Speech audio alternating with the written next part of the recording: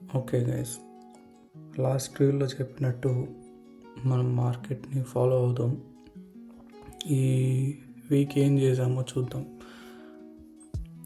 ఇది నా పోర్ట్ఫోలియో. ఇది ఫ్రైడేస్ పిఎన్ఎల్, ఎందుకంటే ఈరోజు సండే అండ్ మార్కెట్ క్లోజ్లో ఉంటుంది. అండ్ నేను తీసుకున్నవి ఇవి main. These are basic ETF. Okay, so bank BeES last week ఎలా పర్ఫామ్ చేసిందో చూద్దాం.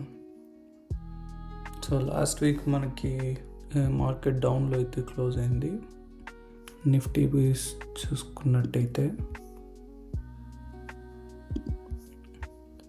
అది కూడా ఒక 6 points డౌన్ అయింది.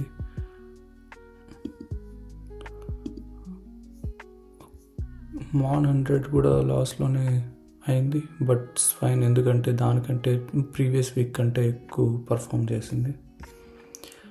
అండ్ మిడ్ 50 చూసుకున్నట్టయితే మరి ఎక్కువ లాస్ అయింది. So obviously Nifty base 5% down అయితే నిఫ్టీ మిడ్ 50 బీస్ 20% డౌన్ అవుతుంది. అండ్ హెచ్డిఎఫ్సి ఇది ఇంకా ఎక్కువ డౌన్ అయి ఉండాలి.